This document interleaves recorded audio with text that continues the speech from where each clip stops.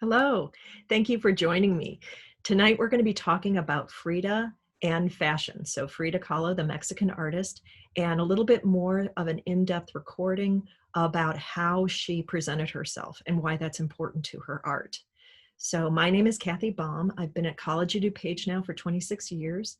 I teach jewelry making. I also teach Introduction to Visual Arts. Sometimes I get to teach fashion history, and this spring I'm teaching History of Adornment, which is a 12-week online class if you're interested in pursuing more about the history of jewelry. So this is all in preparation for our big show, the Frida Kahlo Timeless Show, which is going to be summer 2021 at the Cleve Carney Art Museum on campus in the MAC at College of DuPage. And so this is a pre-recorded lecture. It's 45 minutes long, but I encourage you to stay. There'll be a live question and answer session. So I'll be available for anybody if you have any questions or want to talk a little bit more about Frida. So let's get started. So, what is it about Frida that makes her an icon and a true fashionista? The more I learn about Frida, the more I understand what a difficult and multi layered package she really is. Her paintings, her persona have become one and the same. Life was the subject of her art, and she became almost a performance piece. In our time together today, I'd like to explore the roots of her look, beginning with the Chica Moderna as she came to age during Mexico's Revolution of 1910, and being a mezina, or how being bicultural reflected in her work, and then how she continues to influence contemporary fashion designers and also women who identify with her portraits and her stories. So if you Google, you don't even have to put Kahlo. If you just Google Frida, you will get about 138 million hits. You can see that she's almost been reduced to just a few graphic swipes. In fact, I would even say down to two, as you can see in these tattoos that people are having put on body parts, where it's the braid with the flowers and the unibrow, sometimes the eyes. They've ignored the other part that she was very proud of, which was, of course, her facial hair, her mustache. And then with the Getty Challenge for the 2020 lockdown, which challenged people to use household objects to reimagine famous paintings, she is one of the top contenders. You can just see how many people have decided to imitate a Frida. She's been in many lawsuits, as far as some like the Barbie doll of 2018, which was part of their Inspiring Women series, and the Frida Kahlo Corporation, which owns the rights to much of her, to a lot of her imagery. It was put publicly against the Frida Kahlo family. The original doll, the family believed, was not looking. They disapproved of her for her commodified vision, lacking authentic dress, and the artist's signature unibrow, among other defining characteristics. And this was another version of this doll. And I don't know where this ended up. I think it was settled out of court, and I don't know if the doll actually is the way it looks today. This was the last article I could find. Her cat, she keeps enduring and evolving. The argument in the court was that this had to happen for the democratization of culture. So even if Mattel had the law on its side, it doesn't mean that the company was right, and we don't need to participate necessarily in what I would consider kind of this watered down feminist of giving a girl, Barbie doll has a lot of, some negative connotations to it, and then just by making it a powerful women, we're going to take that away. But in June of 2019, Vans, the sneaker company, did a whole series of Frida Kahlo shoes with her signature and her artwork.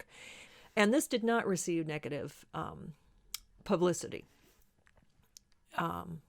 Though, extensive series of material commodities showcasing her artwork would no doubt have Frida rolling over in her grave, she was definitely somebody who would not have wanted to become part of a commercial endeavor like this. In July of 2019, Ulta Beauty launched a makeup collection with her face on the front. It included bright eyeshadows, a cosmetic bag, and a brow master palette. This again caused another outcry, reminiscent of the 2018 Barbie, because the images of Frida were used on the packaging downplayed the unibrow and the upper lip hair. In 2017, she's featured in a Pixar movie, quite positively, I thought. Theresa May, when she was prime minister, was caught wearing a Frida Kahlo bracelet, and everybody wanted to know if it was political. And there are tons of toys and dolls and pillows.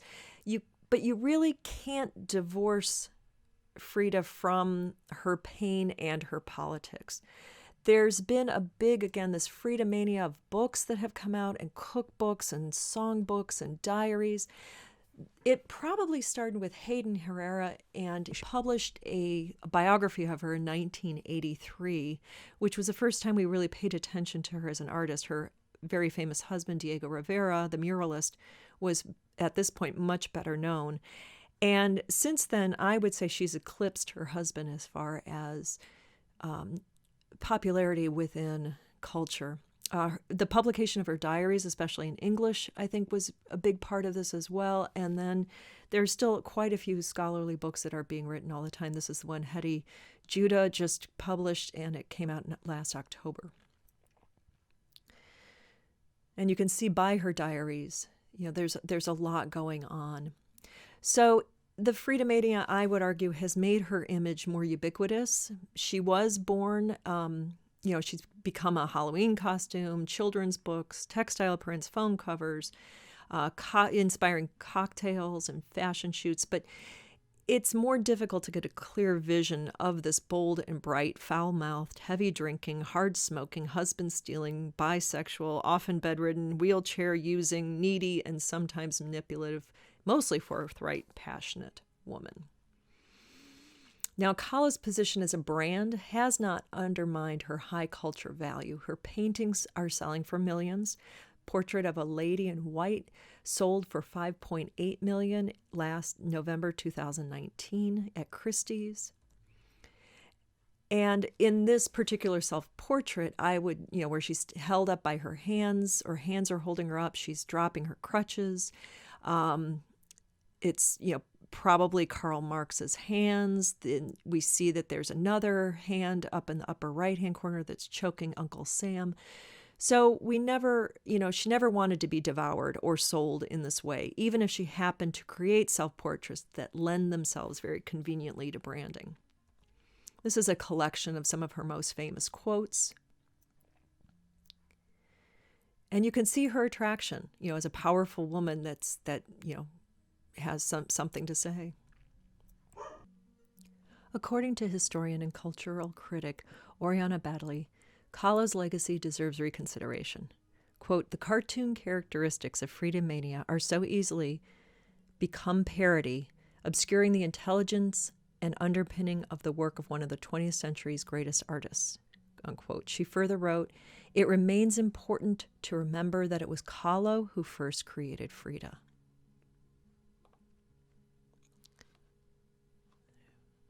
If we go here, I just want to... This is a student fashion show of 2015 from the Academy of Design in Philadelphia. And yes, there are Frida groupies who treat her as maybe a kind of saint with relics on display, but she's worthy as a study in contrast and duality. She's biracial, bicultural, bisexual, an artist, and a political activist. She painted very difficult imagery at a time when artists in the West were moving toward abstract expressionism. And through images, she talked about difficult issues like infertility, miscarriage, illness, sexuality, gender inequality, pain, and heartbreak.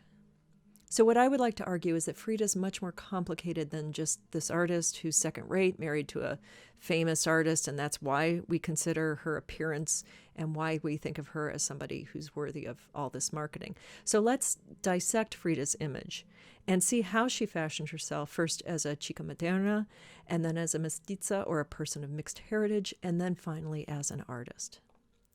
Now, I'm sure that many of you are very well aware of her background, but if you're not, she's born in 1907.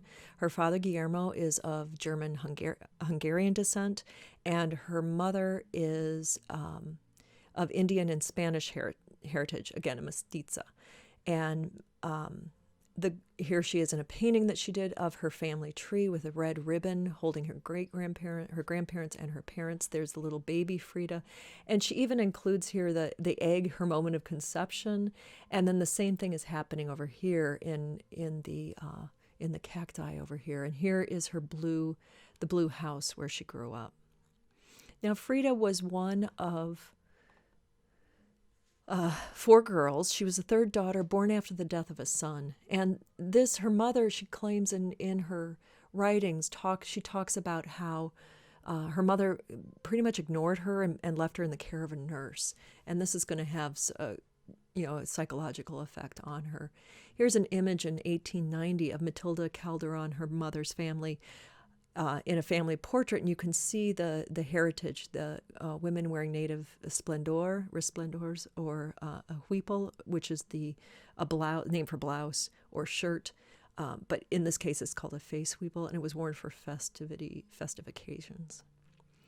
La Casa Azul, or the Blue House, where Frida was born, lived, loved, and died, is now the museum, and you can go and visit it.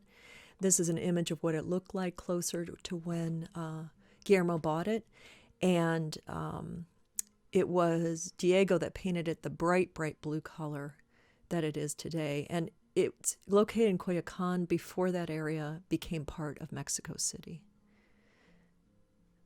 Early images of the famous courtyard. And after her marriage to Diego, Frida's father ran into some financial problems. It was Diego that bought the house and then started to fill in, the pyramid and all of the artifacts that he was collecting of Mexican heritage. It includes her wheelchair and the last painting the painting she was working on when she died in 1954. Now, this is where the twist comes in, because Diego had her personal effects, her clothes, her jewelry, all her accessories, locked in an unused part of the house. So it's basically Frida's bathroom and a dressing room.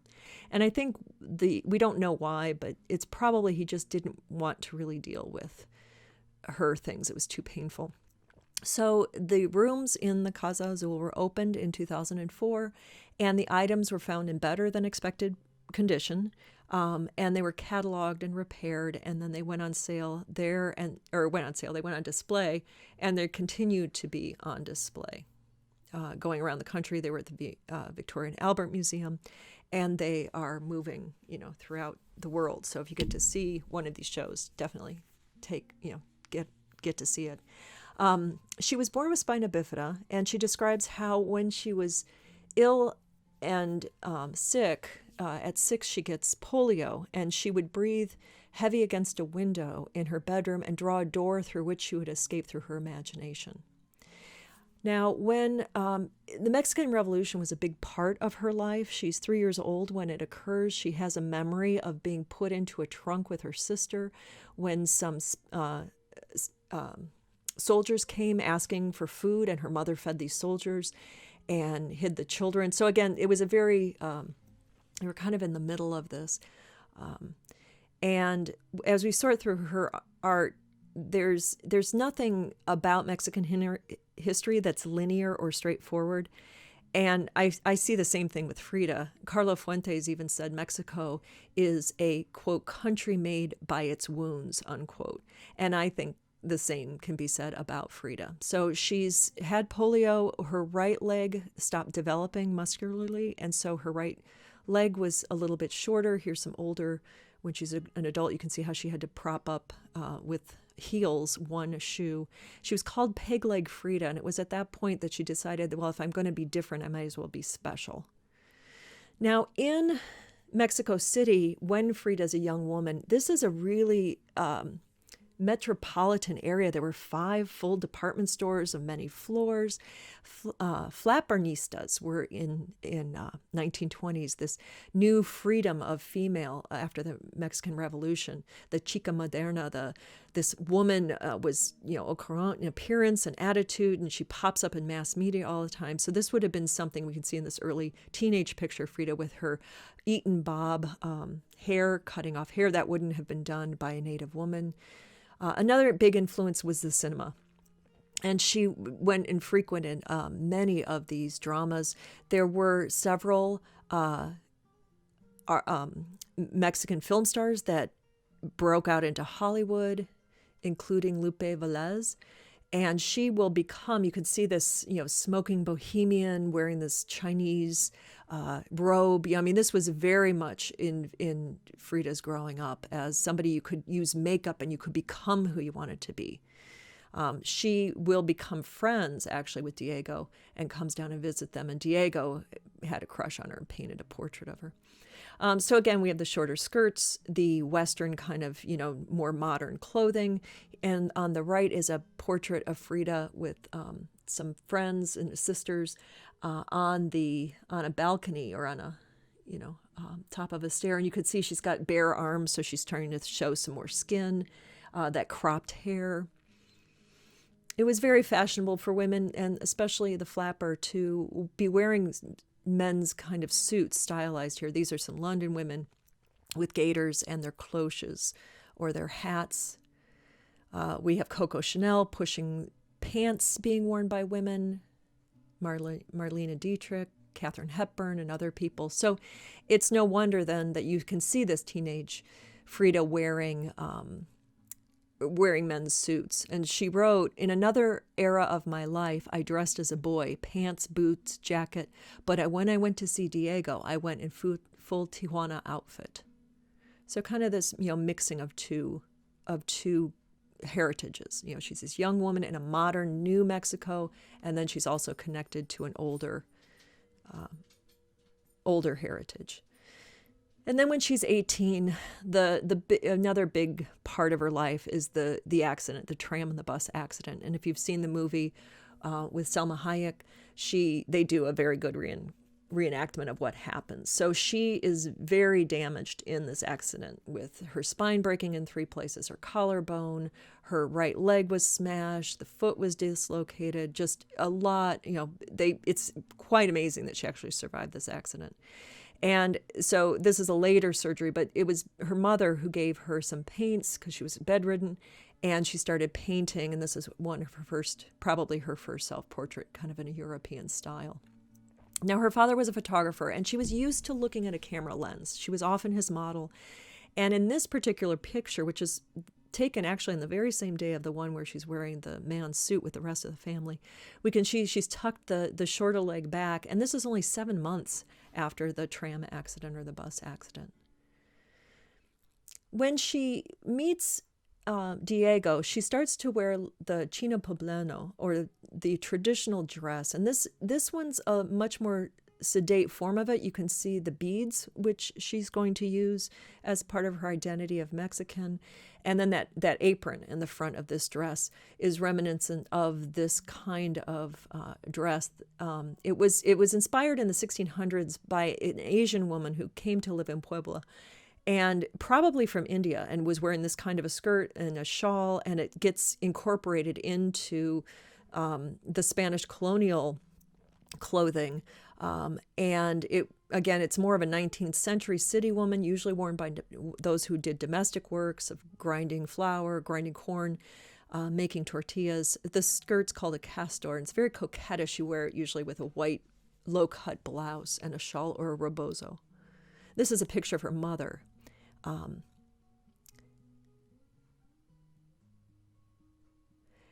And then she meets and marries Diego. Now she's 20 and she's 22, I believe. He's 42. And her family said it was the marriage of a dove and an elephant. He's over 6 feet tall, over 300 pounds.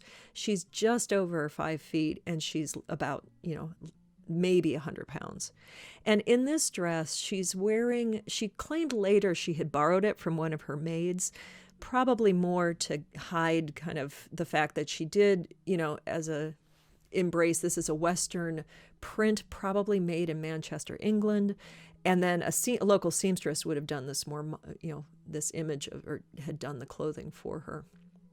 Here's a colored version of that. You can see even in her wedding portrait, if you look closely, you can see she's holding her cigarette and she's missing an earring.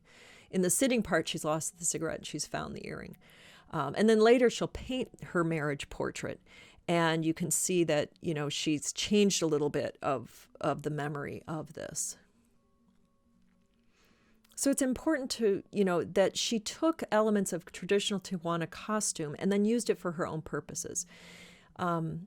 Diego approved of this outfit and gave her, things to fabrics and things, but she really was blending a lot. She was taking, lace from Spain and then the Manchester England prints and having things, put together as sort of her own look. So even though she's dressing in this traditional outfit, she's not imitating it. And the weeple is a big part of this. It's a very simple, top, usually, in a square format with arm, opening for the arms and the neck. And then it has that square in the middle where you can, show off jewelry. And Frida even said, quote, "I have never been to Tehuantepec. I have no relationship with its people, but among all the Mexican dress, Tehuana is my favorite."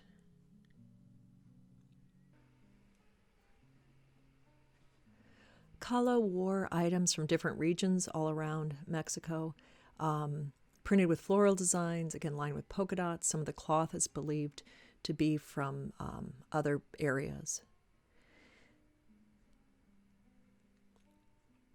And they call it a huipil with fake sleeves sometimes, and it's a long, more of a tunic as opposed to the shorter square shirt. And Kim Morris, our costume coordinator at College of DuPage, has reproduced these two dresses. They're phenomenal, and they're going to be in the exhibition this summer. You can see that they did a 3D printed Frida head, and they used machine embroidery, a program, just as a technical feat. It's just absolutely phenomenal. So if you need to look at these, and you'll see how petite Frida really was. And the traditional dress is more like this, with the white, that white ruffling around the head. And so it's similar, but not quite the same. Again, Frida was very comfortable in both sets. In the beginning, when she's first married to Diego, she's his little wife. She will start to get more power as she grows. And you can see this in her art, this Memory of the Heart painted in 1937, where she's very, talking about what she's going through. In this case, she has cut hair. She's wearing a Western outfit. Her one foot is in the ocean. Her other foot is on the land of Mexico, where her heart is big and bleeding. She's got her school uniform on one side. The arms are missing. They're off of her body and into these two reaching, a child reaching, a grown-up reaching. The Tehuana costume on the right.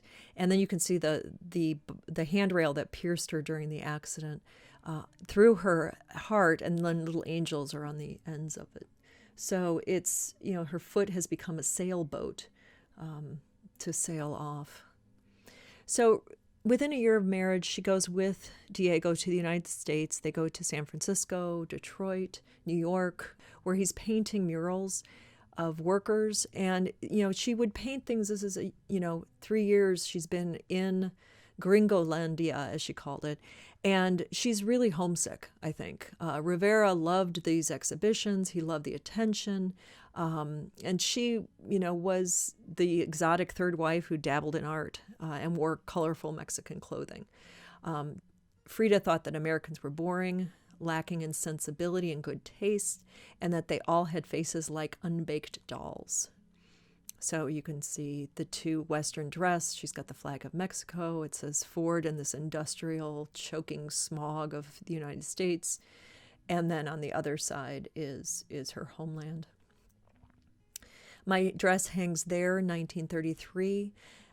Again, she's been with Diego. Her dress is empty without her. Instead of Frida painting herself, she's empty. It's being held between a toilet and like what looks like a trophy. Mae West is over there on the left, which is kind of interesting. So you can see how much she identified her dress with where she was. And this self-portrait with cropped hair, 1940, they had both had affairs and lovers, and And that was kind of an accepted thing, I guess, between them. I often tell my students, you certainly don't want to have a relationship like Frida and Diego. As much as they had a great love, a functional, happy marriage, it was maybe more codependent, I would think, maybe than anything. But so they get divorced, and she's cut off her hair, which is something that that Diego loved about her. And she's wearing an oversized man's suit, possibly Diego's. Above her are lyrics to a popular tune at the time talking about loving somebody only for their hair. She would take on many different lovers, again, of both sexes. This is Nicholas Murray, the famous Hungarian fashion photographer who did a lot of fashion plates. And a lot of the most beautiful photos that we have are some of the beautiful color ones of Frida are from him. And they had an affair for about 10 years. And I kind of think, here he's Hungarian, he's a photographer. Her dad was German-Hungarian, so maybe there's a father thing going on. But anyway, so you can see she's wearing a traditional blouse, but then she's wearing pants in this case. So, how she figured out how to become who she was a big part of being in this relationship. Here she is with the great big necklace, which we're going to talk about. And then probably what many consider her masterpiece, The Two Fridas, talks about that mixed heritage. Picking up pieces from Chiapas and other regions of Mexico. She's wearing Western clothing on the left.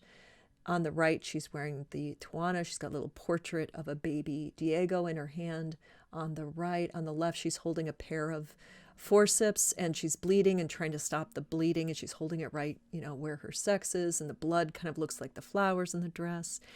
And, they're connected, and then they're separate. And this is an interesting comparison that they do in this show, when it goes, this I think was when it was at the Victoria and Albert in London, showing mannequins as the two Fridas. So she called her way of dressing, she called it dressing for paradise, and the idea that you should always dress up for a fiesta. And friends noticed that when she was in more pain due to her surgeries and her body, she would dress even more luxuriously and more flamboyantly, almost to cover up sort of how she was feeling physically.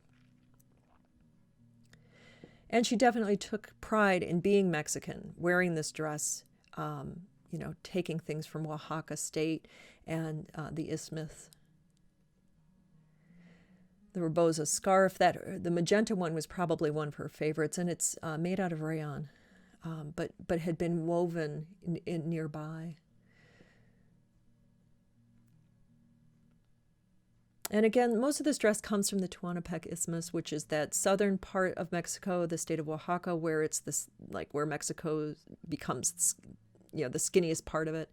And again, a quote: "The more she suffered, or the worse she was feeling, the more adornment she would wear." She was definitely somebody that, more is more kind of idea of decorating herself.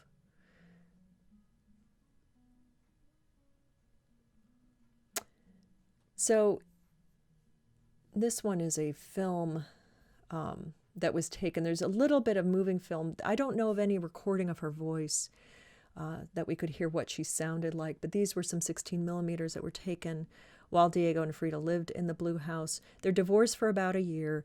Both of them are miserable. They come back together. They get remarried with the insistence on Frida's part that they no longer have sexual relations.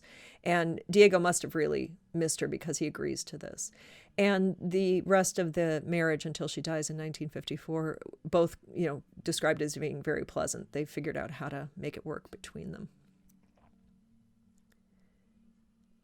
Now, this was a high point in Mexico for art. A lot of artists now in the 1940s, 1950s have left Europe because of World War II, and they're part of their, they would go to Mexico and they would meet Frida and Diego, this artistic couple, Joseph Albers. I love how that cigarette is in the mouth. She put her cigarette in the mouth of the sculpture behind her. It's pretty wonderful.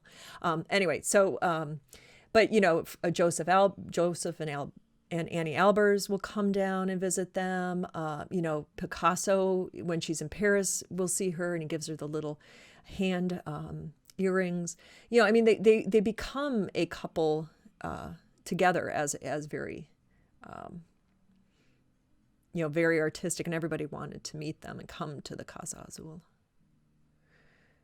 So throughout her life, she continues to paint,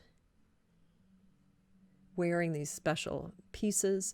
Some of the work, especially her belts, were done in a technique called backstrap weaving, and this is very important to this area.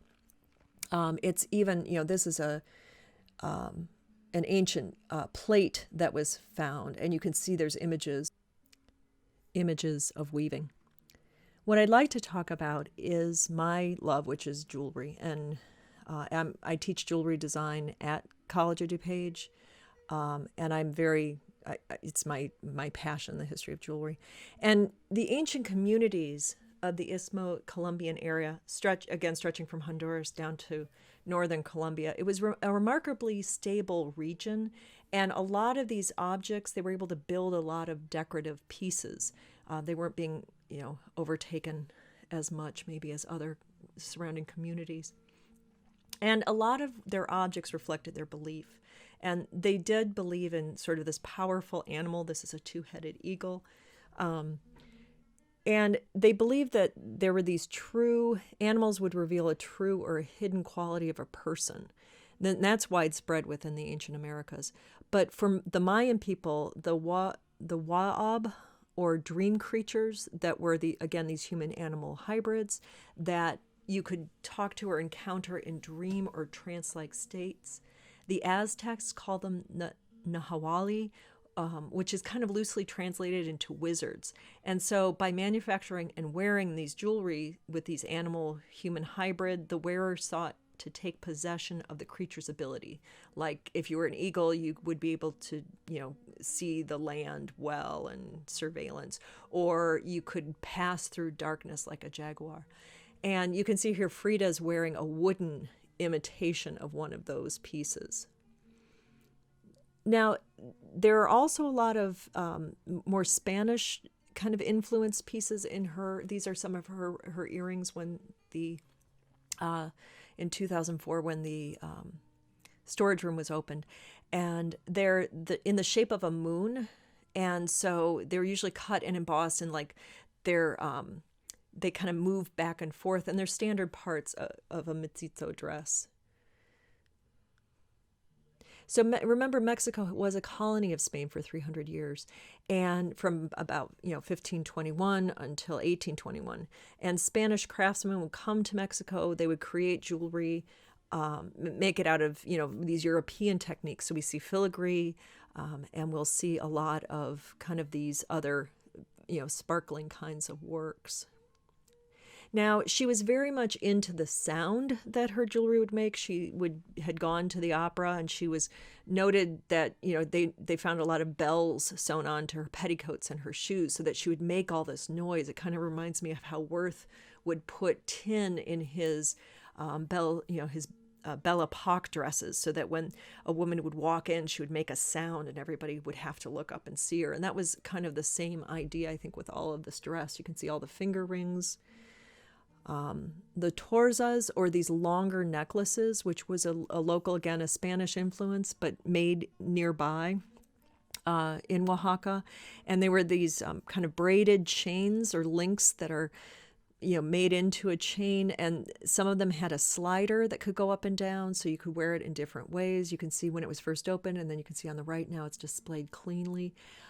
There is the Costa Rica, the image of the eagle is a reproduction that's very, very popular. And then the coin was also popular to use in jewelry.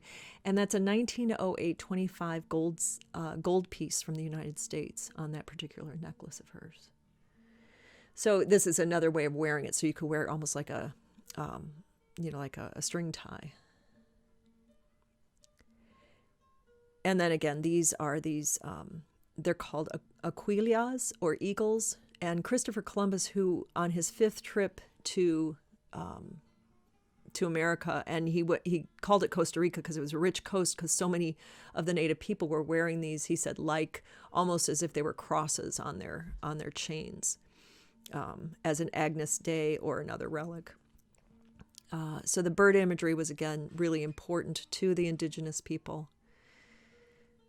And here is Antonio Salanda, who's he's wearing a necklace made of them. This picture of him is between 1882 and 1910, somewhere there, and he's the last king of the Burbis of Costa Rica. And unfortunately, their magic of these pendants, these amulets, failed to protect him from land-grabbing non-indigenous people. So when you see the work, again, it would have been showy, it would have been loud. You could see that very modern bracelet with amethyst down in the bottom left-hand corner. So she's, making it her own.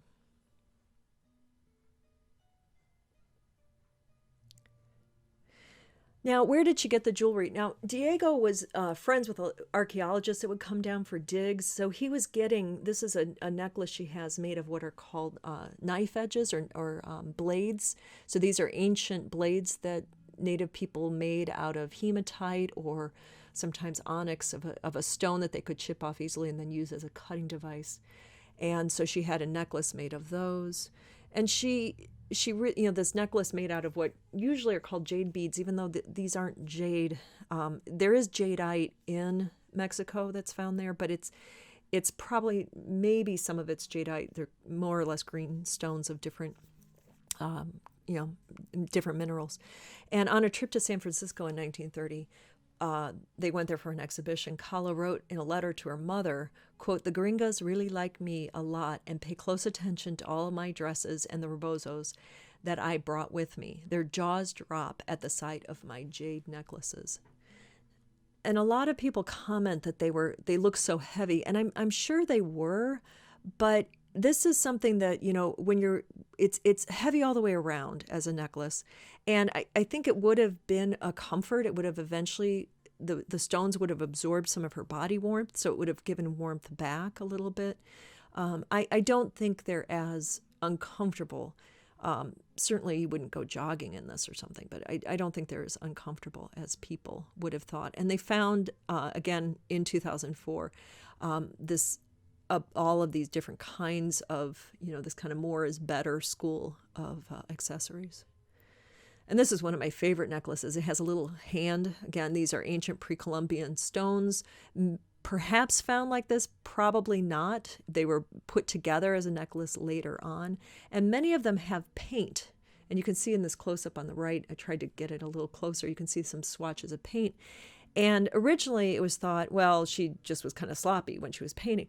Now they think that she was actually matching color. So she was kind of tapping a little color of her necklace and trying to get some of those colors into her paintings. And even some of these wonderful pieces. This is not her piece. It's the only one I could find that was similar. And I don't know if we know where this piece is. So there's not a lot of definitive, what happened to each piece in the literature that I have found. But just kind of this wonderful, long bead. And then there's some Native American, again, more northern, the squash blossom, which is a very typical Northern American image. And you can see she wore that in this photo shoot. One of my favorite necklaces that she has is this one. And this is made out of a milagro of a leg. And if you remember, her right leg gave her trouble most of her life. And this was a milagro, a little miracle. You would buy this made out of tin for a few pennies. As it's a Catholic, you'd see it in Italy, you see it in Mexico, and you would go to your favorite saint and you would pin this on your saint and ask for a blessing of this particular, it could be your heart, it could be a baby, whatever you were asking for. And so she has a milagro necklace, all of legs, which is just phenomenal.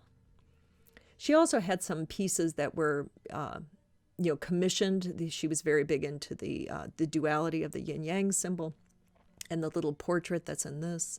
She was very good at finding costume jewelry and then using that. And here they are after they found it and cleaning it. Now, Central America is never that far away from an ocean, so there's a lot of shell work in the jewelry. And again, an ancient piece on the left called champagne bottle design. We don't really know if there was significance to the shape. This is again made out of shells. And then you can see she wears quite a few, this shell necklace, which she would wear a lot. So it must have been a favorite of hers. Not an ancient piece, but, something very Mexican. So as she goes, the cigarette, the Shalimar perfume, some say that La Casa Azul is haunted, that they know that she's been there. And everyone says, well, did you smell cigarettes, Marlboros and Shalimar? Because that's probably what she would have smelled like.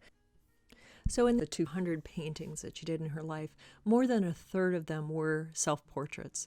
And, where she really focused on just herself, either the duality of what she was going through. Here she's holding her back brace, in this yin and yang of the operations.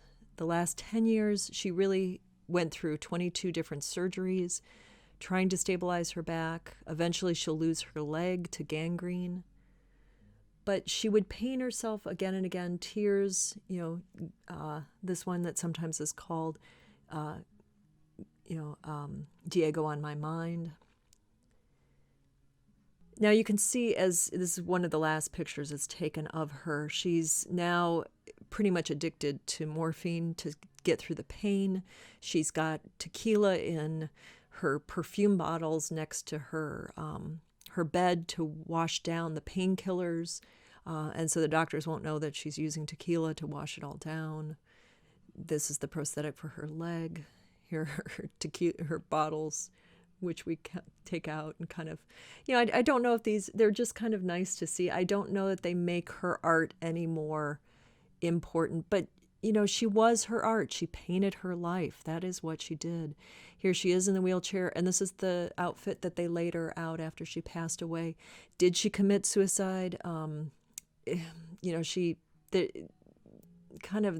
was, ruled she died of heart failure, but I wouldn't doubt. I think she was just done at this point. And so her friends laid her out. She had thousands, hundreds of people come and see her like this. They painted her nails in her favorite colors of Raven's red for lipstick, and some of her red lipstick and nails so she could be laid out properly. Now, let's just, at the very end, let's just go a little bit through fashion. She doesn't make a Vogue cover until 2013. Before that, she had been in Vogue. In October of 1937 was the first time, and then again in 1938. She was kind of found fascinating, again, described as Mrs. Rivera in all of these first pieces. She'll meet different, she's obsessed with this visual dimension, so she loved fashion magazines, and they loved her back. So she's given a lot, almost too many to mention in the past 75 years, to different designers. Elsa Schiaparelli, let me pronounce the Italian's name properly, did an inspired piece called, Madame Rivera's Dress, and it was this piece here that you see with the red and then these translucent sleeves. In 1998, we see Jean-Paul Gaultier doing a big photo shoot and a big inspiration here. Even the ads were very Frida Kahlo-esque. And then this famous piece of her painting the broken column and then kind of referencing that several times within the work. Valentino's floral prints and ruffles in spring-summer 2015. And this was a drawing that was found in her wardrobe when they opened up the cabinets. And it's called, at the bottom it says, appearances can be deceiving. And it's sort of a showing of what's going on under her costume. So she's got the brace on. She's showing her broken column or bruised column in the center, the leg with the butterflies, And so that definitely inspired the Givenchy collection by Tisci in 2010, echoing the corsetry and the transparency. The German designer Lisa Hoschek did a whole series actually incorporating much of Frida's work. And then at the Latin Grammys in 2017, Natalia Lafourcade did this whole series and it really kind of embraced her own heritage and used Frida as a reference for that. And I think that that's kind of a fun, because of copyright, I can't insert a video that has music in it, but you can see kind of this video and then how she uses the fashion to emphasize her roots. So she's, definitely puts herself in her art and not just in her appearance. Her love, her pain from her relationships with Diego, pain from operations, her belief that she was part of Mexico, all shows up in her work. And I hope that you'll give Frida a little bit more than an eyebrow the next time you think about her. Thank you.